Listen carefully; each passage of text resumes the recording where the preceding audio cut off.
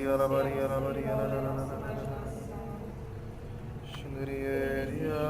centro das decisões do nosso coração.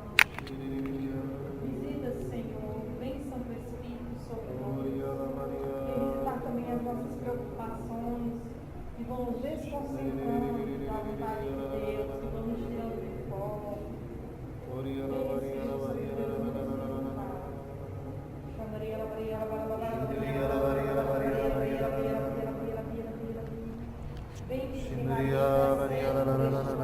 Intercede pelas nossas vidas.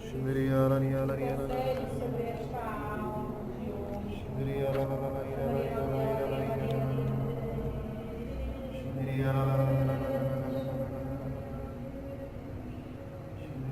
Coloca a mão no seu irmão, está mais próximo. Vamos assim, rezando a Ave Maria, entregando a vida dele nas mãos de Nossa Senhora. Ave Maria, cheia de graça, o Senhor é convosco. Bendita sois vós entre as mulheres, bendito é o fruto do vosso ventre, Jesus. Santa Maria, Mãe de Deus, rogai por nós, pecadores, agora e na hora de nossa morte. Amém. Nossa Senhora, Rainha da Paz, em nome do Pai, do Filho e do Espírito Santo. A gente estava terminando, né? Bem, gente, boa tarde. O tema que a gente vai falar hoje é mais uma introdução à Mariologia, né? A Mariologia, ela tem como centro a Cristologia, ou seja, o centro de todo estudo mariano, quem é o centro é Jesus, não é outro, não é Nossa Senhora, né? Tipo, no Santo Terço, quem é o centro? É Jesus. No ofício, quem é o centro? Jesus. No rosário, em todas as devoções marianas, quem é o centro? Jesus. São Luís Grignon de Montfort, que escreveu o Tratado da Verdadeira Devoção, ele fala o seguinte, que toda devoção mariana que não leva a Jesus não é devoção, é uma ilusão do demônio. Ou seja, toda devoção mariana que não leva a Jesus não é devoção, é uma ilusão que o demônio faz conosco, né? Então hoje se procura muito o ecumenismo, né? Falar sobre, até o padre Raniero Cantalamessa, pregador do Papa, escreveu um livro chamado Maria, Espelho da Igreja. E ele tenta mostrar que Maria não é o ponto de divisão entre católicos e protestantes. Pelo contrário, é o ponto de unidade. É o ponto que une a fé católica e a fé evangélica. Só que, como é mal entendido esse tema, acaba dividindo, porque é mal entendido, né? Então, Nossa Senhora, dentro da igreja, existem duas formas de compreender Nossa Senhora. A primeira parte é chamada eclesiológica. Eclesiológica quer dizer Maria como membro da igreja, né? Eclésia quer dizer igreja. Então, é a parte eclesiológica. Maria como membro da igreja. Como alguém que participa da igreja. Essa é uma forma de ver Maria, a forma eclesiológica. E tem a outra forma, que é a forma cristológica, que é como a forma que a maioria dos santos apresenta Nossa Senhora. As duas formas estão certas. Nenhuma está errada. Tanto a eclesiológica como a cristológica. Vamos tentar esmiuçar, né? O que é eclesiológica? Quando você fala assim, Maria, ela é modelo de castidade, Nossa Senhora é modelo de humildade, ela é modelo de paciência, é modelo de fé. É Nossa Senhora como modelo, como alguém que é o modelo maior que tem na igreja, maior do que todos os santos, que todos os anjos, é o modelo maior que existe. Então, se você quer saber como deve ser a igreja, você tem que olhar para quem? Para Nossa Senhora. Até os santos falam assim, tudo que se diz de Nossa Senhora, se diz da igreja. E o que se diz da igreja, se diz de Nossa Senhora. Exemplo, Nossa Senhora, ela é o que? Imaculada. A igreja é imaculada, sim ou não? Sim. Nossa Senhora é mãe. A igreja é mãe? É. Nossa Senhora é virgem. A igreja é virgem? É. A igreja, ela subiu ao céu? Sim, na pessoa dos santos. né? E dos anjos estão no céu. Então a Assunção, um exemplo, né? E embora tenha a igreja que somos nós, peregrinando ainda, e a igreja padecente. São 3 igrejas? Não. Mas são 3 formas de expressar a igreja. A igreja triunfante, que é o céu, a igreja padecente, as almas do purgatório, e a igreja peregrina, que somos nós.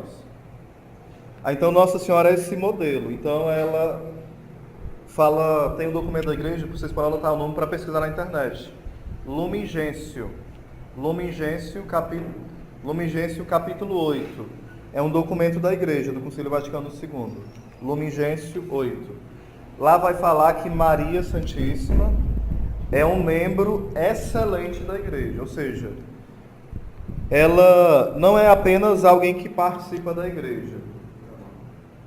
Lumen Gentium, que no português é luz dos povos, né? Mas você vai achar em latim mesmo no Google.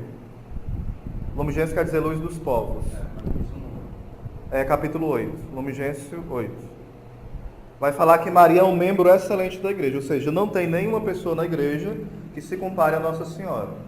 São Luís Grão de Montfort fala que todos os santos juntos, eles não se comparam a um suspiro de Nossa Senhora. Então, é forte o negócio, não é? Todos os santos juntos não se comparam a um suspiro de Nossa Senhora. Nossa Senhora, na cristologia, como é que seria? É quando você coloca Maria como mãe do corpo de Cristo. Tipo, Maria é mãe de Jesus, sim ou não? Ele é Deus? É. Nós somos membros da igreja, sim ou não? Então Maria Santíssima, ela é mãe do Cristo, que é a cabeça, e do Cristo, que é o corpo. Quem é esse corpo? Nós. Esse nós inclui nós aqui, as almas do purgatório e os santos no céu. Esse nós. É o corpo místico de Cristo. É o que nós chamamos de Cristo total. Ou seja, Nossa Senhora é mãe de quem? Do Cristo total. Cabeça e corpo, ou membros, né? Então, nesse sentido, Nossa Senhora, ela está sendo olhada em que ótica? Na ótica de ser mãe de quem? De Cristo. Do Cristo total. Então, ela não é apenas uma discípula, não é apenas um modelo, não é apenas uma santa maior. Ela é aquela que cuida da igreja. Ela é mãe da igreja, como fala Paulo VI, entendeu? Ela não somente está na igreja, mas ela é mãe da igreja. Aí aqui entra um aspecto muito forte. Nossa Senhora não somente é um modelo, mas ela participa de forma ativa da nossa santificação.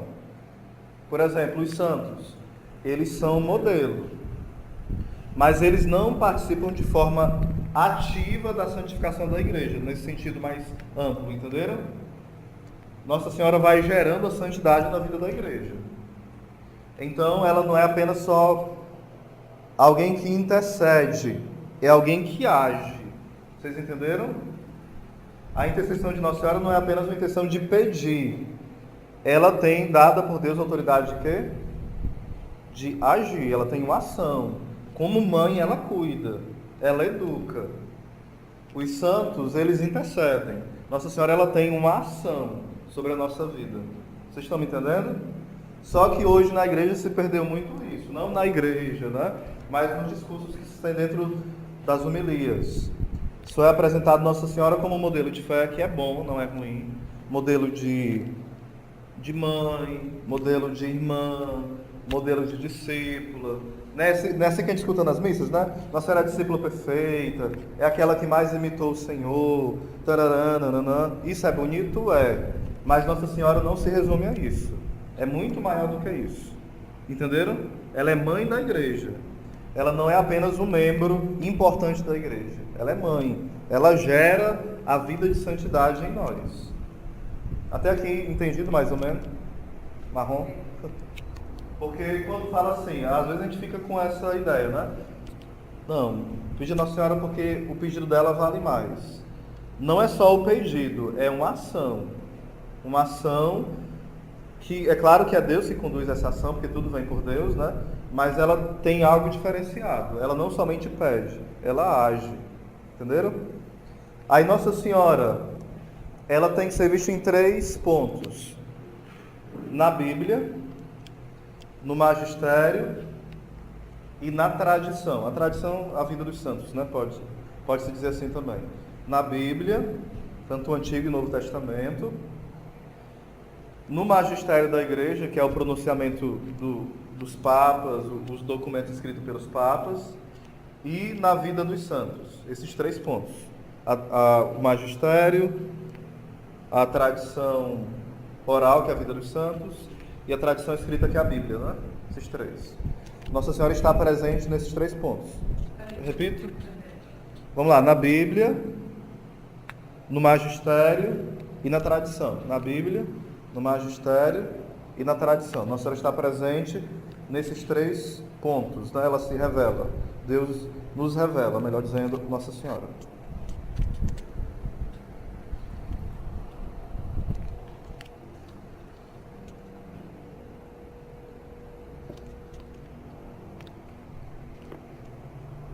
Vocês entenderam essa parte que eu falei de eclesiologia e cristologia?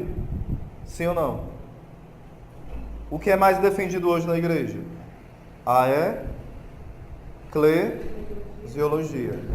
Nossa Senhora como modelo, né? Mas não como aquela que é mãe da igreja, que age, que vence os demônios, que é poderosa, né? Que é forte, que é senhora, que é rainha, que é soberana. Essa é a parte cristológica, deixa Nossa Senhora de uma forma maior mesmo. Ela é senhora, rainha, soberana, pisa os demônios, abala o inferno. Peço o Thiago falando, né?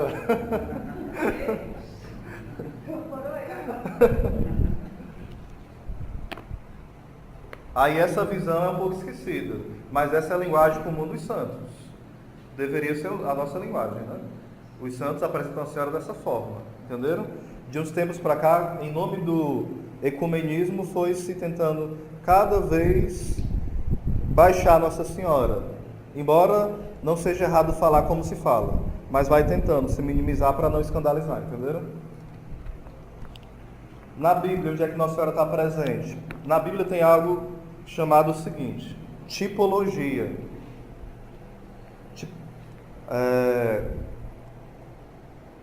Ou então poderia ser uma figura, né? Uma linguagem espiritual. Que existe na Bíblia, sim, a parte literal e a parte espiritual na Bíblia. A parte literal é o que o texto diz. Exemplo, que a Arca de Noé. Aí você tem que saber o que o autor de fato disse no contexto da época. Você tem que analisar tudo. É o literal daquilo, entenderam? Por exemplo, João capítulo 8, que fala sobre a mulher adúltera. Você tem que olhar quem é que estava lá, qual era o país, quem eram as pessoas, quais eram os sentimentos, quais eram as leis, o contexto histórico, entenderam? Essa é a parte literal. É o que o autor quis dizer, qual era a cabeça dele quando disse aquilo, né? Por exemplo, Gênesis 6, quando fala que Deus se arrependeu. O que o autor quis dizer com aquilo? O que era a noção de arrependimento que ele tinha? É a forma que o texto é em si mesmo. Dá para entender mais ou menos? Dá, né? Tipo, Jesus estava no barco dormindo. Por que ele estava dormindo? Porque ele estava cansado. E que barcos eram esses? Eles de fato eles eram pescadores ou não? É a parte histórica mesmo, literal do texto, né? Ou se não for histórica, pelo menos o que ele quis dizer mesmo, para aquele povo daquele tempo, né? Não para nós, mas para aquele povo. Entenderam? É a parte literal. Obrigado, Maio. Aí tem a parte espiritual. A parte espiritual é dividido em 3 partes, só que como eu não me programei para falar, eu esqueci as 3, né? Eu lembro de 2. Uma é alegórica. A parte espiritual é a parte alegórica. Lembrei da terceira. Alegórica é quando você vai, tipo, tem a parábola do semeador. Aí a semente simboliza isso. O agricultor simboliza isso, simboliza o pai. É como se fosse simbolismo, de certa forma. Simboliza algo. Entenderam? A alegoria. Isso é a parte espiritual, 3 partes. Aí tem a parte moral. O que aquilo quer dizer para nós? O que nos ensina para que nós nos comportemos daquela forma? O que Jesus nos ensina? O que a palavra nos ensina a se comportar A viver é a moral. Como se comportar, como viver, segundo aquela palavra, entenderam? A parte moral. Como eu devo viver. E a terceira é a parte chamada anagógica, que é chamada anagogia. O que isso me aponta para o céu, dessa palavra? Então, as três, repetindo, né? Tem a parte literal e as três espirituais, que é a parte, vamos lá, alegórica, moral e anagógica.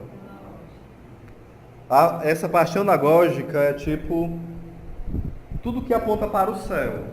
Por exemplo, quando Jesus fez a Santa Ceia, o que apontava para o céu? O banquete do Cordeiro, lá no céu, entenderam? É algo que aponta para o céu, não é para aqui, para a terra, nada daqui do mundo. Livro de Apocalipse. Aí o quê? Apocalipse foi escrito por São João. Foi. A ideia desse contexto do cara aqui. Ele vai pegar os três também. A parte. Talvez ele pegue um pouco alegórico. Não é uma história. É chamado, o gênero literário apocalíptico. Eles usam mais simbolismos para. Isso é complicado aí. Porque levarem para a roda para me explicar aqui, ó. Eu vou pular, viu? Depois eu explico só para tu mesmo. Então vamos lá. Por que eu fiz essa introdução? Para dizer que Nossa Senhora está presente no Antigo Testamento. Porque se eu não fizesse isso, era ruim de falar. Por exemplo, Gênesis 3,15. Fala o quê? Quem abre a Bíblia para mim? Gênesis 3,15. É uma das bem usadas pelos pregadores, não é? Versículo 15.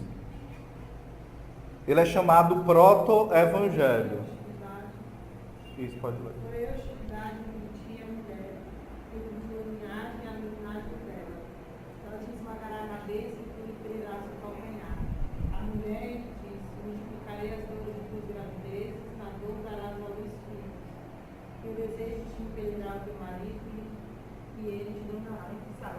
É só o 15 mesmo. Então fala o que no início aí? A tua está falando, não é hostilidade, não é inimizade, né? Né? Tu abriu? Achou não, né? Ódio, né? Na Ave Maria eu estarei em inimizade. Mas continua lendo aí. Porém, ódio entre ti e a mulher, entre a tua descendência e a dela. Esta te ferirá a cabeça e tu ferirás o calcanhar. Pronto. Isso aqui já é um simbolismo de quem? De Nossa Senhora. Quem é essa mulher? A Virgem Maria. Como é chamada essa passagem da Bíblia? Diga comigo, proto-evangelho. Proto-evangelho. É como se fosse o primeiro evangelho, proto é primeiro, né? Aqui é uma promessa de salvação. E quem será esse instrumento de salvação? A mulher. Quem é essa mulher? É Eva? Não, Eva vacilou aí, não, né? Eva deu foi mancada. Essa mulher é quem? Nossa Senhora. E vai falar o quê?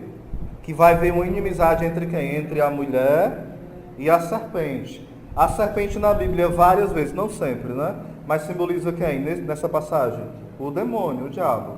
Então existe uma inimizade entre quem? Nossa Senhora e o demônio. Aqui, depois a igreja foi entendendo, depois de muito tempo, os santos entenderam antes, né? Mas no geral do magistério foi se entendendo, e quando bateu o martelo mesmo sobre o dogma da Imaculada, que essa passagem já mostrava a Imaculada Conceição. Porque se o demônio é inimigo de Maria, ele não vai poder tocá-la nunca. Quando nós nascemos não, quando nós somos concebidos, nós já somos concebidos no pecado original, com o pecado original. Ou seja, nós somos escravos do demônio. Essa palavra é pesada. Se fosse para um público bem leigo, era difícil falar essa palavra, né? Mas, de fato, nós somos escravos do demônio quando nós estamos com o pecado original. Uma criancinha lindinha, inocente, ela é escrava do demônio, no sentido de estar sendo tocada pelo pecado original, entendeu? Então, se havia uma inimizade entre Nossa Senhora e o demônio, ela poderia ter nascido com pecado? Ou sido concebida? Não. Senão ela não seria inimiga, seria o quê? Amiga. Entenderam? Não teria uma inimizade. Então, essa promessa já é uma promessa que a igreja foi entendendo depois também como um fundamento para Maria ser imaculada. Mas eu não vou falar sobre o dogma hoje, não. É só para a gente entender, certo? Então, ele mostra Nossa Senhora. E mostra que ela esmaga o quê? A cabeça da serpente. No caso aí, é usado cabeça, mas só para a gente entender o contexto, né? O que acontecia naquele tempo? As pessoas esmagavam quando alguém ganhava uma guerra. Ela pisava aqui no... Como é que chama mesmo, hein? Na nuca, no Ceará chama de nuca, né? Tem outro nome? No cangote, na nuca, né? Pisava aqui. E quando pisava, era sinal que a pessoa estava o quê? Derrotada. Entenderam? Então, quando fala que foi pisada a cabeça, é porque uma cobra não tem nuca, entenderam? Então, mostra esse inimigo em forma de uma serpente. Aí, quando fala a cabeça, simboliza que Nossa Senhora não, Jesus, através de Nossa Senhora, ele destrói os planos do demônio. Porque onde é que estão os planos? Na cabeça.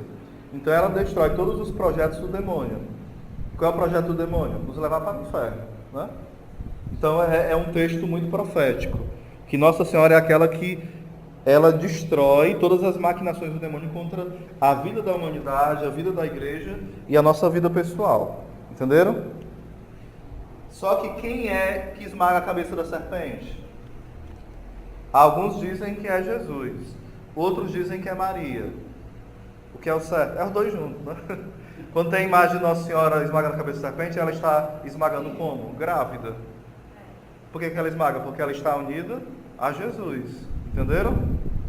E quando Jesus esmaga, ele está perto de quem? De Nossa Senhora. Entenderam? Porque na tradução original, fala este, que era Jesus no grego. Aí quando o São Jerônimo traduziu, colocou esta, que simboliza quem? Nossa Senhora. Oséias pode fazer isso? Pode, porque a igreja que compilou a Bíblia, né? Não foi a Bíblia que fez a igreja. Foi a igreja que compilou a Bíblia. Entenderam? Até aqui entendido, né? O Salmo 45, acho que é o Salmo... Vou pegar a tua Bíblia, tá? Salmo 45, abram para mim.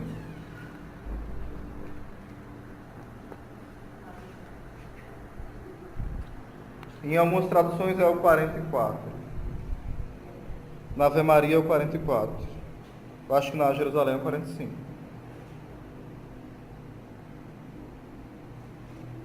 O versículo 11. Não, o versículo 9. Leiam para mim. O 45, que eu acho que é a Jerusalém. 45. Deus está conosco.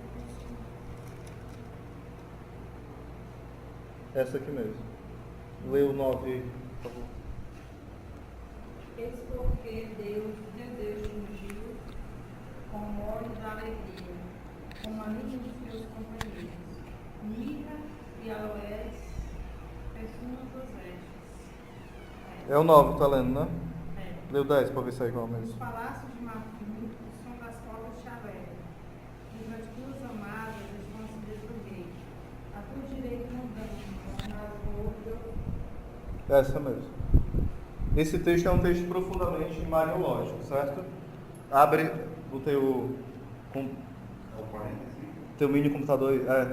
O 45. Lê o versículo 10 em diante. Reprimiu as guerras e toda a extensão da terra. Partiu os árvores. Lê o 44, então. Eu acho que o dele é 44. O versículo 10. Filhas de reis Isso. formam vosso poder. Postai-se a vossa direita na rainha, ornada de ouro e orfim. Ouve, filha, veia a presta atenção. Esquece o teu povo e a casa de teu pai. Isso aí, todo ele até o final, ele vai falando sobre Nossa Senhora. Se vocês quiserem ler um pouquinho, leiam. Quem trouxe a Bíblia? Pronto. Não pode ler o resto também, para o pessoal ouvir. Lê bem alto para o pessoal ouvir. Do 11 em diante. Ouve, filha, vê e preste atenção. Esquece o teu povo e a casa de teu pai. De tua beleza se encantará o rei. Ele é teu Senhor, rende-lhe homenagens. Habitantes de Tiro virão com seus presentes. Próceres do povo implorarão o teu favor. Toda formosa, diz a filha do rei, com vestes bordadas de ouro. Em roupagens multicores apresenta-se ao rei. Após ela, os são apresentados às virgens, suas companheiras. levadas entre alegrias e júbilos, ingressam no palácio real. Tomarão os vossos filhos o lugar de vossos pais. Ora os estabelecereis príncipes sobre toda a terra. Celebrarei o vosso nome através das gerações, e os povos vos louvarão eternamente. Pronto, esse salmo é um salmo que é lido em festas marianas. Essa beleza simboliza a santidade de Nossa Senhora. Essas virgens simbolizam aquelas que vão cortejando Nossa Senhora também. O rei que se encanta com a sua beleza. Que beleza é essa que eu falei? A santidade. Por isso que o Senhor fala através do anjo, né? Ave, cheia de graça. No grego, é uma palavra que eu tenho dificuldade de falar. Que kariktomene. Eu tenho dificuldade de falar essa palavra, é difícil, né? Hã? Tem que se entender também, ele sabe falar. Ah, sim. Que kariktomene. É tipo assim, ó. É algo... É como no grego é isso que o anjo falou para Nossa Senhora, cheia de graça. No latim é gratia plena, plena de graça, né? Mas o grego é o mais fiel, o que o anjo falou. É como se fosse assim, um copo cheio de água, e esse copo cheio de água, ele está dentro de um jarro cheio de água. Entenderam? Um copo cheio de água, ele está o quê? Cheio, sim ou não? Se ele estiver muito cheio, ele está o quê? Mas Nossa Senhora não estava só isso. Ela não estava transbordando. Ela estava transbordando e imersa nessa água. Entenderam? Ou seja, ela era cheia, transbordante e estava imergida nessa graça. Entenderam? Isso, submersa. Então, essa é a imagem dessa palavra. Algo que está cheia por dentro e como se fosse cheia por fora, né? Você quiser dizer, entendeu? Cercada por fora da graça. Totalmente, né? Tudo dentro e fora, em torno dela, sendo graça, entendeu? Ela envolta nessa graça. Essa seria também a beleza de Nossa Senhora, né? Isaías 7,14. Eu estou mostrando aqui essa parte, o Antigo Testamento falando de Nossa Senhora, entendeu? Apontando para ela. Essa é a parte espiritual que eu falei das Sagradas Escrituras, né? Que é chamada tipologia, pode ser chamada também, né? Isaías 7,14. O que fala? Procurem, por favor. Por isso, o próprio Senhor vos dará um sinal. Uma virgem conceberá e dará à luz um filho, e o chamará Deus conosco. Pronto, leia de novo, por favor, viu? Por isso, o próprio Senhor vos dará um sinal. Uma virgem conceberá e dará à luz um filho, e o chamará Deus conosco. Pronto. O que será um sinal? Uma virgem. Aqui entra, dá pra gente matar uns 10 coelhos, né? São 2 não. Esse sinal é que vai ser uma virgem. Porém, no hebraico não é virgem, é moça, ou então jovem. Quando traduziram para o grego, colocaram o quê? Virgem. Então nós estamos errados? Não, porque Mateus, quando fala de Isaías, citando essa passagem, ele fala de quê? De uma virgem. Quando ele fala que se cumpriu a Escritura, ele vai falar que se cumpriu a Escritura de Isaías, que uma virgem ia conceber um filho. Aqui mostra algo bem interessante também. Os 7 livros a mais dos protestantes, a menos que eles têm, foram tirados da tradução hebraica. O nosso foi tirado de qual? Do grego. Mas isso aqui é outra história, bem complicada. Esse eles têm? Isaías? Eles têm, mas na tradução hebraica deles não é para ter virgem, não. Eu não entendo, tem uma amiga que é evangélica. Às vezes quando a gente menciona o nome do santo, até mesmo de Nossa Senhora, ela questiona. Porque assim, se eu posso pedir diretamente a Deus, por que é que eu tenho que pedir a um santo? Ela não fala de Nossa Senhora, ela fala Maria, né? Eles não chamam Nossa Senhora, não, é verdade. Por que é que eu tenho que pedir a Maria? Às vezes a gente começa a debater, aí cai naquela questão que Nossa Senhora ela não foi virgem até o fim da vida dela. Eles começam a falar isso, né? Falar isso, né? Verdade. Aí a gente começa a discutir, aí cai contra tempo, né? Aí tem uma hora que era. Teve uma vez que eu até cheguei até perguntar: você acredita que Deus é verdadeiro? Que Jesus era verdadeiro? Deus verdadeiro? Acredito, né? Você acredita, tem que acreditar. Se você acredita que ele foi concebido sem o pecado original, acreditamos. Então vocês acreditam que ele possa ter saído do ventre de Maria. Você acredita que Jesus pode atravessar essa parede? Acredita.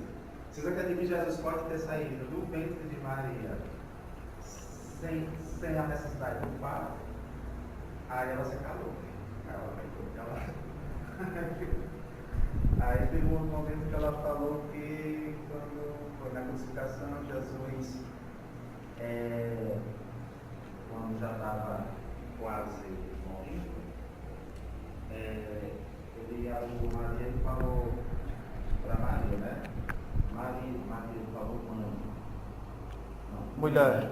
Aí estão meus verdadeiros, aí estão meus filhos. Né? Aí onde ela quis colocar na minha cabeça que Maria não teve só Jesus, teve outro filho. Aí eu peguei e falei para ela que naquele momento Jesus estava dizendo que Maria era mãe de toda a humanidade. Ali não eram filhos dela, ali eram pessoas que andavam com ele. Né? Mas naquele momento ela disse que Maria é mãe da humanidade, é a mãe do mundo, é a mãe da igreja. Mas é falta de conhecimento da Bíblia também, né? Apocalipse 12, vamos lá. A gente vai tirar essas dúvidas tudinho, né? Que possam permear ainda durante o curso. Apocalipse 12, versículo 1. O que fala? A gente falou há pouco tempo de um sinal, foi isso?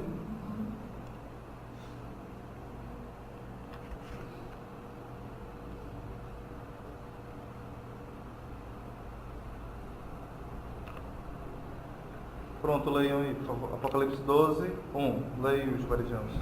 Apareceu em seguida um grande sinal no céu, uma mulher vestida de sol, a lua debaixo dos seus pés e na cabeça uma coroa de 12 estrelas. Apareceu o que? Um sinal.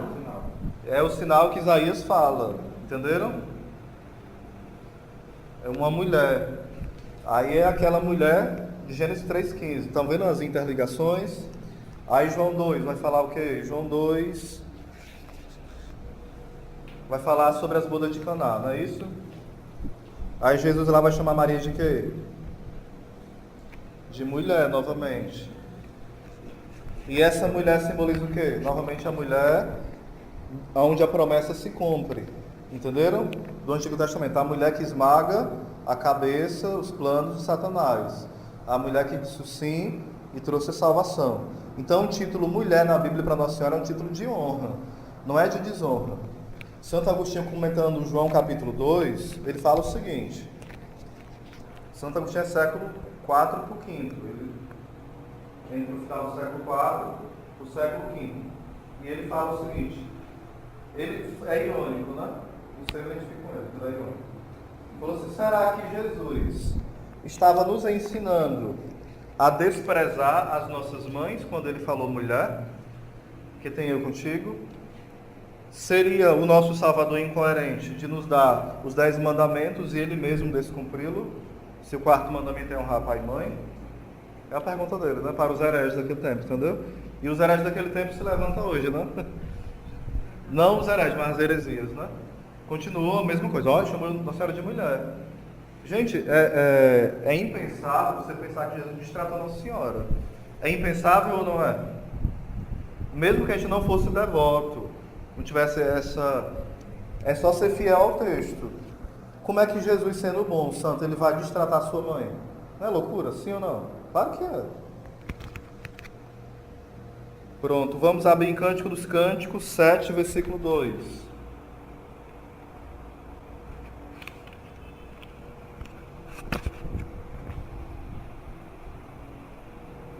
Cântico...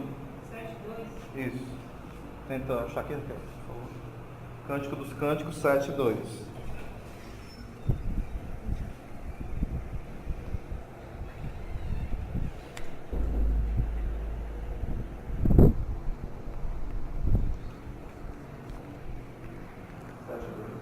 Isso. Como são graciosos os teus pés nas tuas sandálias. Filha de príncipe, a culpa de teus quadris assemelha-se a um colar, obra de mãos de artista. Isso é o 2, Isaías 7:2. O Cântico dos Cânticos 7:2, né? Lê de novo aí. Aqui tem diferente no. Tem assim, ó, o teu seio é como um monte de trigo, cercado de açucenas. Não está assim, né? Não, esse como separação dos seus pés, deixa eu ver se tem na frente. Como é aí?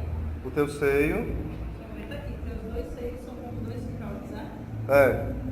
Gêmeos de uma gazela. Teu pescoço é uma cruz de madeira. Os olhos são uma cruz. É o 4, né? É o 4, é o 4, é o 7, 4. 7:4. Leia o 4. Aqui tem 2. Aqui tem dizendo que é 2, mas leia o 4 para ver então. Está dizendo que é o 4 que tem isso aí, Os é? dois seios são como Então leia, por favor. como dois filhotes. Gêmeos de uma gazela. Ele lê mais? O 4 é só isso. Leia mais um pouquinho, só para Teu ver. pescoço é uma flor de marfim, teus olhos são as fontes de Eres serpente. Junto à ponta de vários caminhos. Teu nariz é como a dor do Líbano, que olha para os vales de Damasco. Pronto. A igreja entende tanto como se fosse enunciando as perfeições de Nossa Senhora, entendeu? Nossa Senhora como a mais bela das mulheres, né? Aí Santo Ambrósio vai falar o seguinte, ó. No seio puríssimo de Maria havia um só grãozinho de trigo, que era Jesus Cristo. Aí quando vai falando esses dois seios, simboliza Jesus Cristo como Deus e a nossa humanidade, mas entendeu? Esses dois é algo muito místico, né? Eles colocam isso sobre Nossa Senhora. Mas tem uma passagem no Cântico dos Cânticos que é mais concreto sobre Nossa Senhora, que é onde fala, tem até aquela passagem: quem é essa que avança como a aurora, temível como o exército em ordem de batalha? Essa passagem está em Cântico dos Cânticos. É o capítulo 8, né? Cadê? Tu achou? Sim. 8:5. Leia aí para mim. Eu achei que também. Quem é esse que sobe ao deserto, apanhada em seco, a mão sobre a macieira, te despertei da onde tua mãe te concebeu e te deu a luz, coloca como sinete, sobre teu coração, como sinete em teus braços, pois o amor é forte, é como a morte, e o Senhor é inflexível, como chora. Suas chamas são chamas de fogo, uma faísca, que eu não sei dizer. As águas da torrente jamais poderão apagar o amor, nem o afogar. Quisesse alguém dar tudo, porque tem para mudar o amor, seria explicado. Pronto, tá ok. Bem, obrigado.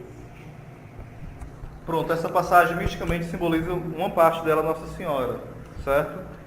Outra, Cântico dos Cânticos, 7, deixa eu ver aqui.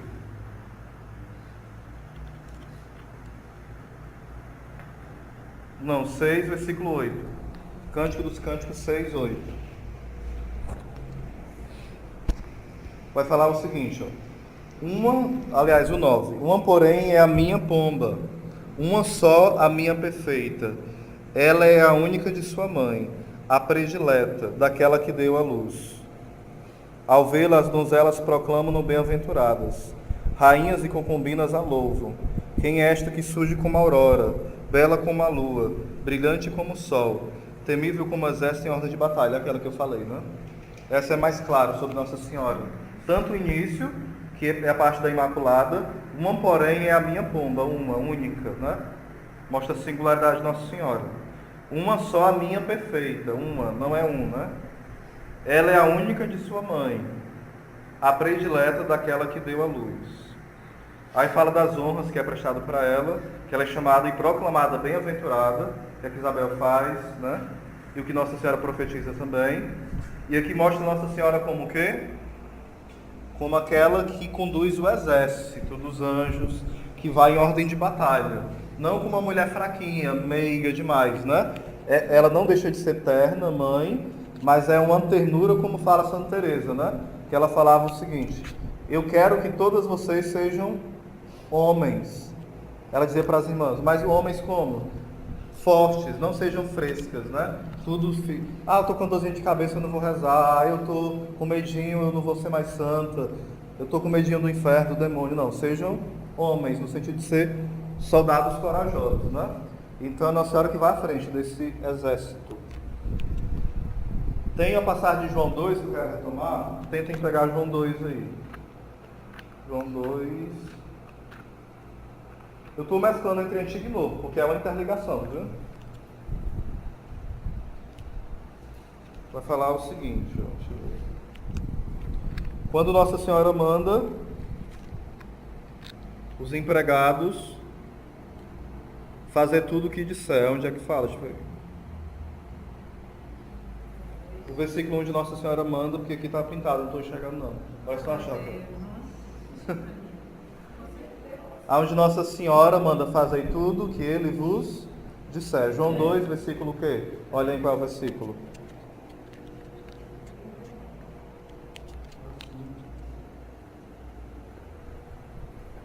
Acharam? 2,5, pois leia aí, bem alto, por favor. Sua mãe disse aos judeus: fazei tudo o que eles vos disserem. Pronto. Nesse caso aí, o termo que é usado em uma das partes aí, porque no caso eu não sei hebraico, né? Mas eu escuto quem sabe, né? A irmã Ila e também o padre Paulo Ricardo, a irmã Ila é doutora em Bíblia, e o padre Ricardo, ele foi professor de grego, latim e hebraico bíblico, né? Línguas antigas. Então, eles falam o seguinte, que aí tem um termo chamado, se eu não me engano, é gebirá. O é gebir ou é gebirá, não sei a pronúncia direito.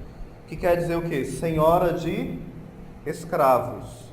Nossa Senhora estava agindo como o quê nessa hora? Como uma rainha, como uma senhora, como alguém que manda. Entenderam? Não é como alguém que só pede, por favor, faz isso, tarará. Aquela coisa muito, se der para fazer, fácil. Não, a senhora, ela fez o que? Ela mandou. Ela tinha uma soberania aí, entenderam? Um senhorio permitido por Deus. No Oriente Médio, o que acontecia? Para você entender a questão de senhora, né? Tinha a esposa rainha e a mãe rainha dos reis. A esposa rainha e a mãe rainha. Na Bíblia, em algumas passagens, mostra isso. A gente pode ver quando falar sobre Nossa Senhora Rainha, Assunta ao Céu, sobre isso, certo? Vai falar o seguinte. O que acontecia com os reis? A rainha tinha algumas funções, a esposa, mas a rainha mãe, ela mandava nos tesouros do reino. Entenderam? Ela distribuía os tesouros. Ela administrava alguns bens e ela era conselheira pessoal do rei. Quando o rei queria fazer algo, ela fazia o quê? O que o rei fazia? Pedia conselho, não a esposa, mas a mãe, rainha. O que o Scott Hahn, que é um ex-protestante, doutor em Bíblia, fala? E outros também, não só ele, inúmeras pessoas estudantes da Bíblia. Que quem foi o grande rei de Israel? Davi, certo? Sim ou não? Ele também vivia essa questão da mãe rainha. Só que existia uma promessa de vir um descendente de Davi que reinaria sobre quem? Sobre Israel. Quem é o novo Israel hoje? Somos nós, a igreja. Quem é o descendente de Davi, o filho de Davi que foi tão aclamado nos evangelhos? Jesus. Então quem é a mãe do verdadeiro rei da descendência de Davi? Nossa Senhora. Entenderam? Então, se a mãe de Davi tinha um poder, no sentido de mandar, de dar conselhos, de distribuir honrarias, tesouros, isso já é uma profecia de como será a mãe do verdadeiro rei. Do verdadeiro rei descendente de Davi, que é quem? Jesus. Entenderam mais ou menos? Sim ou não? Então, o título de Nossa Senhora Rainha não é estranho. Ele é profundamente bíblico, entenderam? Porque Jesus é o verdadeiro filho de Davi. A gente até canta, né? Jesus, filho de Davi. Então, ela é a verdadeira mãe do filho de Davi, do verdadeiro rei. E o novo Israel é a igreja. Então quem é que manda, que aconselha, que distribui as graças neste novo Israel? Nossa Senhora, Maria Santíssima. Entenderam? João 19, 25.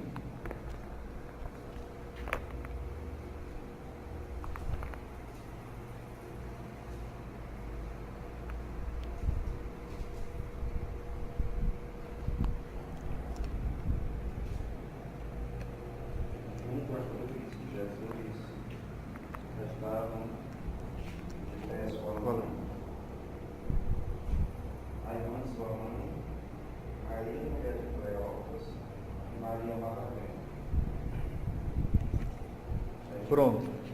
Junto com Jesus estava quem? Sua mãe.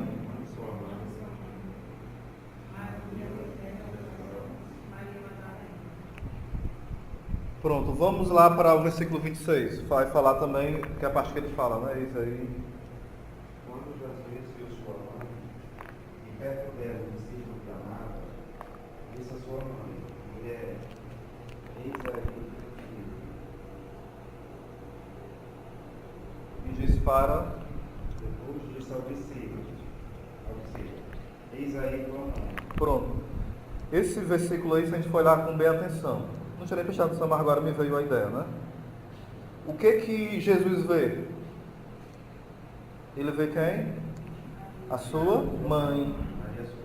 Sua mãe. Ele não vê uma mulher, mas ele precisa chamar ela de quê? De mulher. Para lembrar novamente quem? Gênesis 3, 15. E a mulher de João, capítulo 2. O mesmo João sabe que esse termo mulher simboliza algo forte, entendeu? Contra o mal, contra o pecado, né? Aquela mulher que é a prometida. Então, Jesus, ele vê a sua mãe, mas ele a trata como a mãe que não é somente sua mãe, ela é a mulher da promessa, entenderam? E essa mulher da promessa, ela ganha uma missão. Até então ela era mãe de quem? De Jesus. Mas ela passa a ser mãe de quem aí? Você falou, né? Mãe da igreja, mãe da humanidade. E por que que é o discípulo amado? Porque a igreja é a discípula amada. A igreja não é qualquer coisa, é a discípula amada de Jesus, né? E todos nós somos o quê? Quando não tem um nome na Bíblia, qual é o nome que deve estar? O nosso. Tanto quanto for pancada, quanto for bênção, né? Porque às vezes a gente coloca o nosso nome só quando é bênção, né? Quando é pancada, né? Tipo quando Deus me dava várias passagens.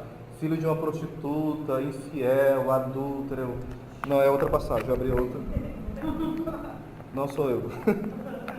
Às vezes a gente tem a mania de abrir a Bíblia, mas quando abre algo assim bem pesado, a gente não, acho que eu não entendi direito. Nem se esforça para entender o que Deus quis dizer. A gente abre logo noutra, né? Ou fecha a Bíblia. Então, toda vez que aparecer um nome escondido ali, não tiver o nome é de quem? É o seu nome, é o meu nome. Entendido aqui? Mais um dado bem interessante para fazer uma ligação com o que você colocou, viu, Regiano? João, esse discípulo amado é João Evangelista. Não é, algumas pessoas pensam que é João Batista, ele já tinha sido cortado a cabeça, né? E João, que escreveu, ele é convencido, porque ele se diz quem? Quem é que se chama de discípulo amado? Ele mesmo. Quem escreveu o Evangelho de São João? São João. Aí ele fala que lá estava o discípulo amado. Então tem uma coisa que a gente tem que ser, quando está com Deus, convencido que Deus nos ama, né? Eis o nosso grande problema, a gente não é convencido que Deus nos ama, a gente desconfia demais. Santa Teresinha fala que o maior pecado da humanidade é que a gente desconfia da misericórdia de Deus. É o discípulo que Jesus mais amava ou é o discípulo que mais amava Jesus? Que Jesus mais amava.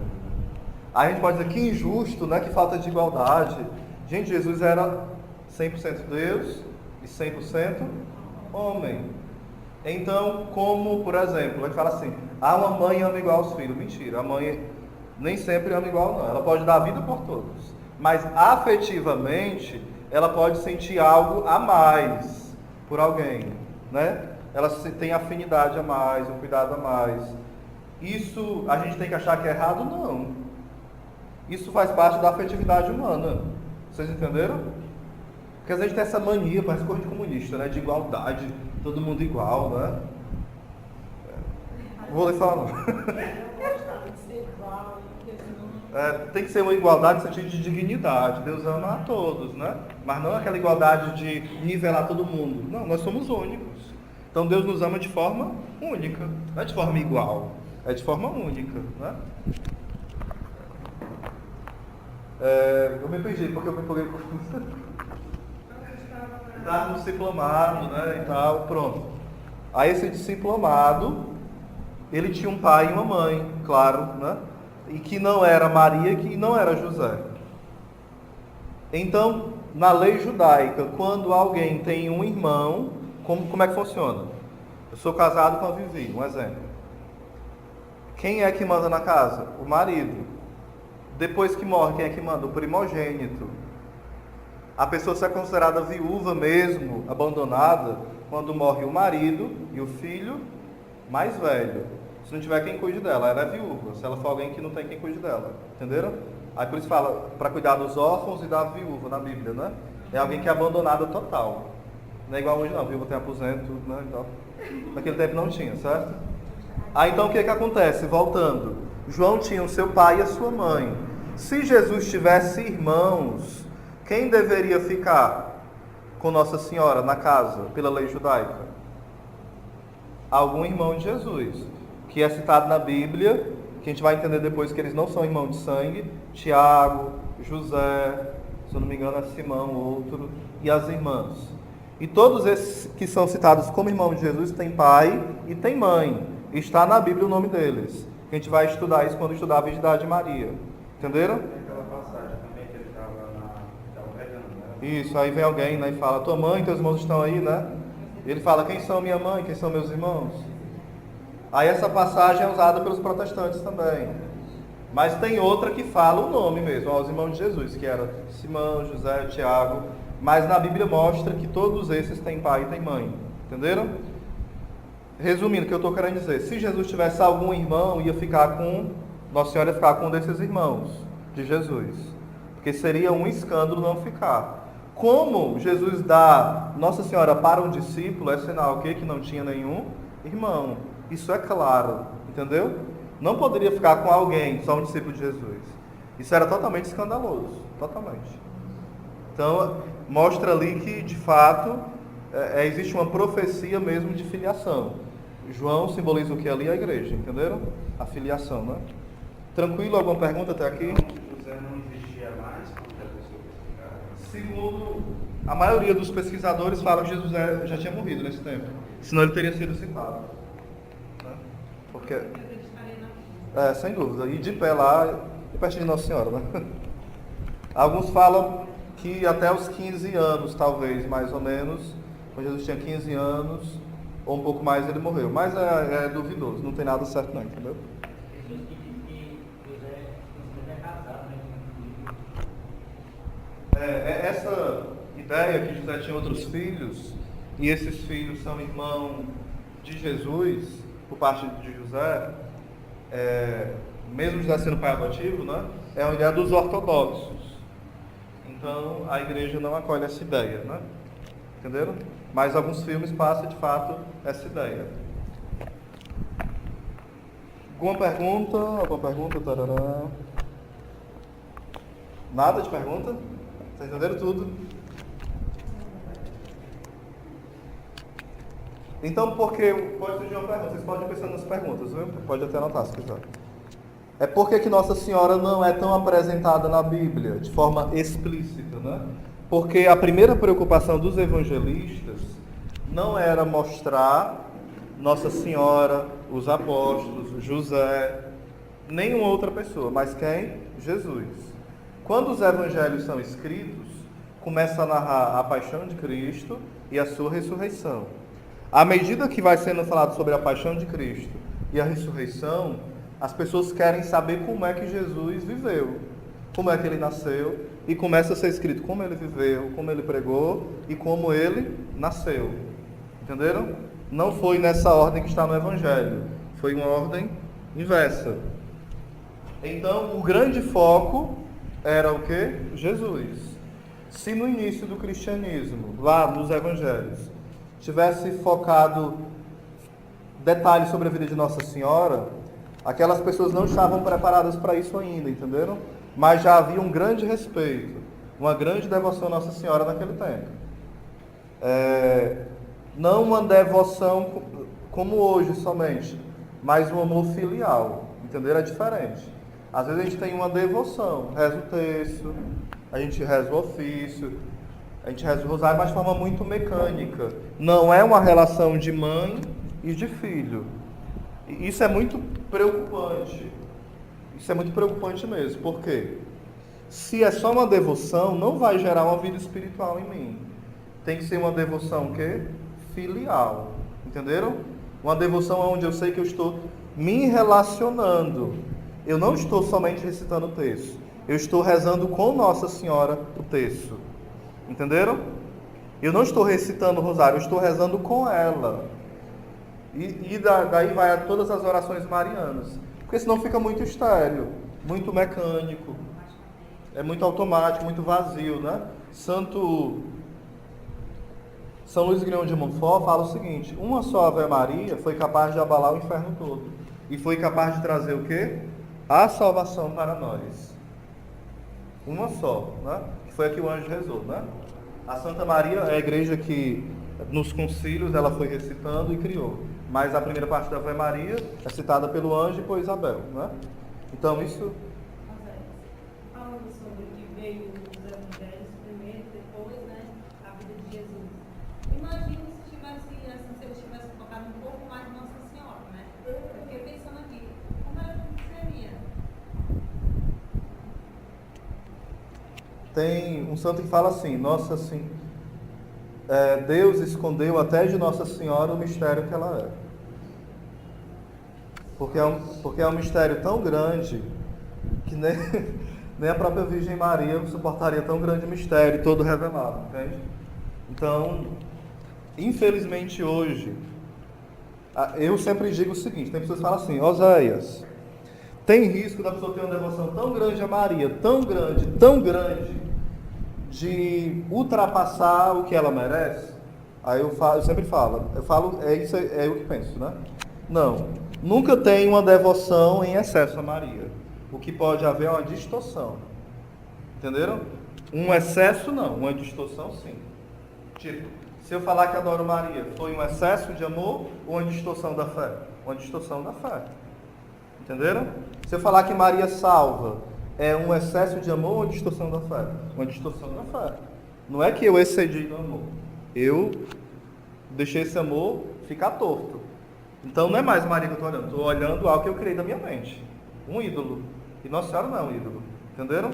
Então às vezes pode haver esse medo. Por exemplo, São João Paulo II. Ele tinha medo, e muitos santos tiveram, antes de serem santos, né, de ter um amor excessivo a Nossa Senhora. Só que eles foram entendendo aquilo que São Boaventura fala. São Boaventura. Jesus é o caminho para o Pai. E Nossa Senhora é o caminho para Jesus. Santo Agostinho fala o seguinte: Nossa Senhora, ela é a forma Dei. Ou seja, ela forma Deus em nós. Ela gera Cristo em nós.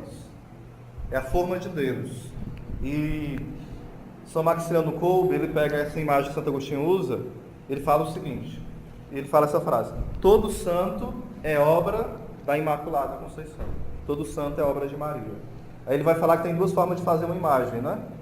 Como é que faz uma imagem? Você pode esculpi-la com cinzel e quebrando, então, assim, né, fazendo direitinho. E pode correr o risco de perder a imagem, sim ou não? Tem uma hora que, quando estiver quase terminando, perder ela? Pode. Aí ele vai falar que tem outra forma de fazer. Você pega uma forma com a imagem pronta, você coloca aquilo que tem que moldar, né? Coloca lá dentro, coloca no forno e tira a imagem pronta. Qual é a forma mais segura? A primeira ou a segunda? A segunda. Aí ele vai falar que tem pessoas que querem ser santos sem Nossa Senhora. Aí é desse jeito, entendeu? São João esculpiu, não foi? Oi? São João esculpiu uma imagem, foi? Há controvérsias, porque tem coisas que não são fontes seguras. Uns falam que sim, outros que não. Por exemplo, Alguns falam que o primeiro pintor de Nossa Senhora foi São Lucas, né? Mas isso não tem nada assim, histórico comprovando, mas se crê que foi. É algo tipo chamado tradição, mas não tradição com T maiúsculo. Tradição que foi passando, né? Por gerações e não se sabe a certo se é de fonte segura ou não, entendeu? Aí voltando, essas duas formas, eu posso ser santo sem Nossa Senhora? Até posso, mas já é difícil demais. É praticamente quase impossível. Só se for por uma ignoração muito grande, né? Aí, como diz o Padre Paulo Ricardo, a ignorância é o 8º sacramento que salva muitos, né? Aí voltando, tem um santo que fala o seguinte também, eu já termino. Jesus desceu, o verbo, né, do Pai, ele desceu do céu para a terra. Como foi que ele desceu? Por uma escada. E essa escada se chama humildade. E essa humildade tem o nome, Maria. Ou seja, essa escada é a humildade, e assim como o demônio, ele caiu do céu pela soberba, Nossa Senhora, ela sobe ao céu e tem uma dignidade muito maior do que Lúcifer e todos os anjos pela via contrária de Lúcifer, entenderam? O demônio, ele foi criado a mais bela das criaturas, e ele cai pela soberba. Nossa Senhora, ela sobe e supera Lúcifer de forma incomparável pela humildade. Ela vai subindo nessa outra escada, né? Então a escada de Jacó, vocês sabem da história, né? O sonho de Jacó tem escada? Muitos santos entendem como Jesus essa escada. E outros santos entendem como quem? Como Nossa Senhora. Teve um santo que teve uma visão de pessoas que iam subindo numa escada e eles caíam, ensanguentados, né? E outros subiam tranquilamente. Aí Deus foi dando entendimento que esses subiam mais tranquilamente eram os devotos de Maria. Aí nessa visão tinha Nossa Senhora que recebia e do outro lado São Francisco. A gente é obrigado a crer? Não, é uma visão de um santo, né? Mas eu acho muito belo. São Francisco e Nossa Senhora. Então, à medida que as pessoas olhavam para ela, elas subiam com mais tranquilidade nessa escada, né? Então, você quer dizer que antes de Jesus nascer, já existia o plano de Deus em relação a Nossa Senhora. Isso. Nossa Senhora já existia. No plano de Deus, né? Não existia no sentido físico, mas, por exemplo, os santos falam o seguinte: Deus poderia ter criado um mundo melhor, mais bonito. Poderia ter criado um céu mais belo, mas não poderia ter criado uma mãe mais perfeita. Então, quando você olha para Nossa Senhora, Deus pensou nela desde quando Ele criou o céu e a terra. Isso não é exagero não, né? Até porque nós também, Deus pensou em nós, né? Fala lá em Jeremias que antes, em Isaías também, né? Que tu foste formado ser a tua mãe, eu já te havia desejado, né? Eu já te havia formado. Então, Nossa Senhora, de forma particular, ela estava não no plano B de Deus, não. A gente pode pensar, né? Nossa Senhora foi o plano B, Eva foi o plano A e Nossa Senhora foi o plano B. Os santos padres chamam de Nossa Senhora de segunda Eva. Por exemplo, agora eu termino mesmo. Adão, ele pecou. Aí Jesus é o novo Adão e ele vai superar de forma sem igual, porque ele é Deus, né? O que Adão fez, ele salva a humanidade. Eva, ela era o quê? Virgem, sim ou não? Isso o Padre Paulo fala muito, né? Eva era virgem. Eva, ela era imaculada, sim ou não? Era. Foi criada imaculada, não tinha pecado. E ela também era esposa, sim ou não? Sim, esposa de Adão. Então o Senhor cria uma nova Eva, que é imaculada, virgem e o quê? Esposa. Santo Irineu faz essa comparação de Nossa Senhora como nova Eva. São Justiniano fala que a terra que Deus criou, o homem e a mulher, era uma terra virgem e imaculada. E Nossa Senhora, ela é essa terra virgem e imaculada que recebe Jesus. São Justiniano, ou São Justino, melhor dizendo, né? Ou seja, a terra que estava no início da humanidade, ela era o quê? Imaculada. E ela era virgem, porque ninguém tinha mexido nela, né? Então, a terra que recebeu Jesus, o ventre de Maria, era o quê? Virgem imaculada. A gente vai descer mais sobre esses mistérios depois, certo? Amém? Oi. Sim. Explica o signo de Nossa Senhora para nós, uma vez que me explicou, lembra? Sobre essa parte do rosto de Maria que está. Aqui é a porta do céu, né? É a porta do céu, né? Falando? Esse detalhe aí do rosto dela, né? Talvez não sabe significar isso aqui. Ah, sim. Eu acho que é Quem perguntou o Leite foi? Não, quem perguntou fui eu. Você me perguntou. Disse, não, sei não. Esse aqui, né? Esse aqui. Não, no caso aqui, esse quadro, depois eu vou explicar bem direitinho, porque isso aqui leva bem bastante tempo, mas resumindo, né?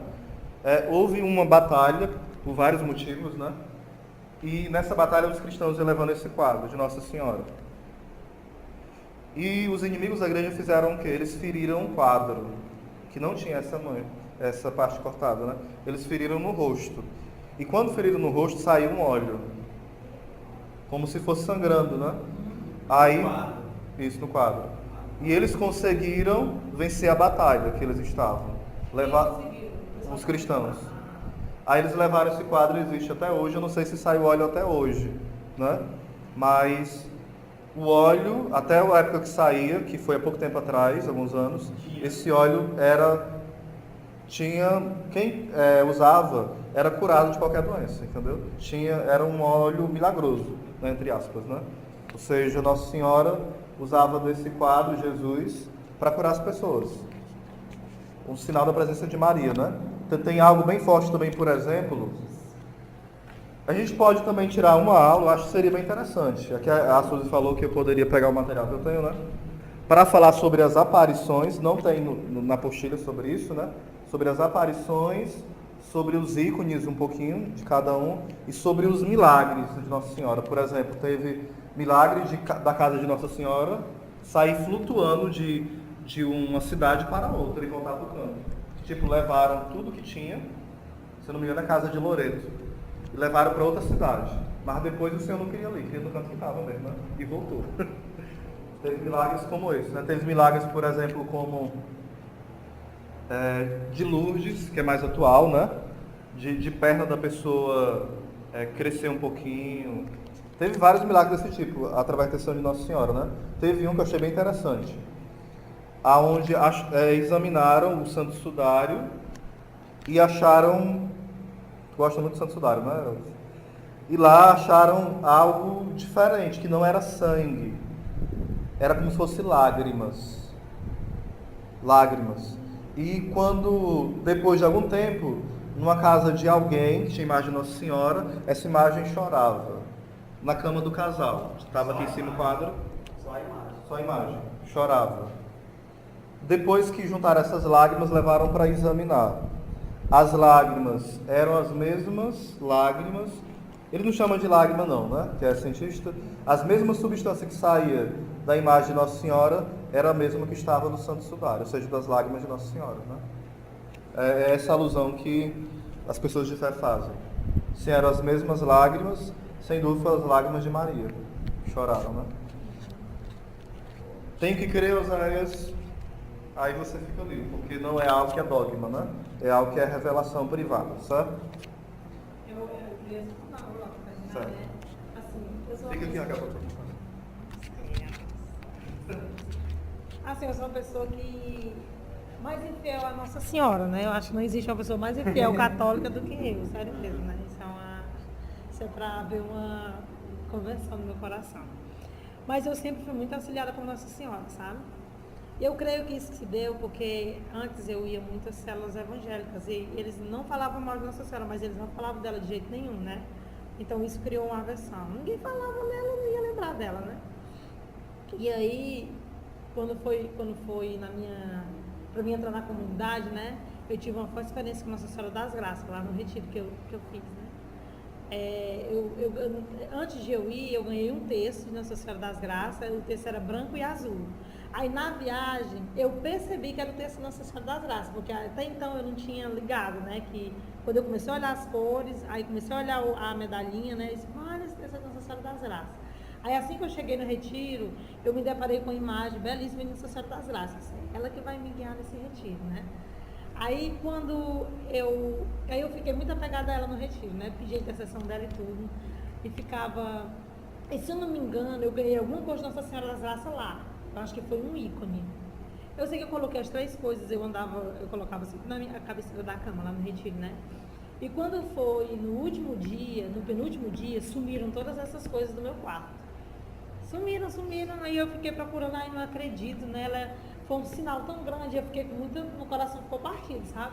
Só que à medida que eu ia procurando, eu ia percebendo que eu não ia encontrar e que era um sinal dela. Aí eu me tranquilizei, né? Vim embora. Aí quando foi um certo tempo depois, eu sonhei que um dia eu ia me confessar, né? Eu até contei pra vocês, já que foi muito forte. Aí eu chegava lá entre salazinhas para esperar a minha vez, né? E aí uma voz feminina, assim, aí tinha uma mesinha de centro nessa sala, aí tinha um rosário, as bolas eram desse tamanho, em cima dessa mesinha. Aí eu sentei, aí uma voz feminina dizia, né, que era a voz de Nossa Senhora: levante, vai embora, você não precisa se confessar, você precisa rezar o rosário. Aí assim, eu fui vendo assim, meu Deus, eu olhei assim e pedi perdão, né? Senhor, me perdoa pela minha infidelidade, porque eu fui percebendo que mesmo diante da minha infidelidade, ela é sempre muito presente na minha vida, sabe? Amém. Pronto. Aqui eu falava interessante, o demônio vai fazer de tudo para que a gente não esteja próximo de Nossa Senhora. A primeira coisa que o demônio faz é nos tirar da graça de Deus, nos fazer cair em pecado mortal, porque daí a gente já vai para o inferno se não se arrepender, né? Segunda coisa, depois que a gente cai em pecado mortal, o que ele faz? Ele nos afasta de Nossa Senhora. Que São Bernardo de Claraval até comenta, né? Por que na Ave Maria, lá em Lucas fala, encontraste graça diante de Deus, né? Aí ele fala, como é que tu encontrou graça se tu nunca perdeu a graça? Aí ele fala, porque tu tem a missão de encontrar aqueles que estão na desgraça e trazer novamente para a graça de Deus. Ou seja, a missão de Nossa Senhora, como Mãe da Misericórdia, é o quê? Nos tirar da situação de pecado mortal, por isso que ela é a mãe dos pecadores, né? E a Mãe da Misericórdia. E a grande missão de Maria é tirar as pessoas que estão às portas do inferno e levar para o céu. Então a gente nunca pode, se a gente é alguém mariano, nunca pode perder a esperança do pior pecador dele ir para o céu, né? Ele pode ser o maior santo. Santo Agostinho é um exemplo disso, né? Era um dos mais perdidos e ele encontrou, de fato, Nossa Senhora, né? Na vida dele ele fala muito dela também. Amém. Vamos baixar nossa cabeça, pedir no Espírito, orando no Espírito, que o Senhor nos dê uma experiência mais forte com a Virgem Maria durante esta semana que vai se iniciar. Que o Senhor tire todo o bloqueio, todo o fechamento, toda a secura, tudo aquilo que é automático, mecânico. O Senhor nos dê um amor filial pela Virgem Maria.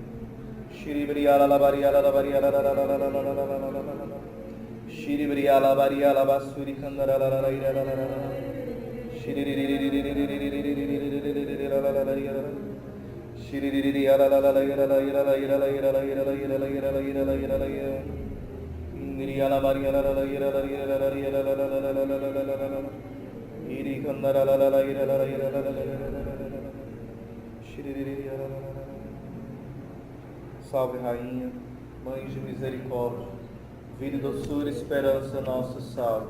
A vós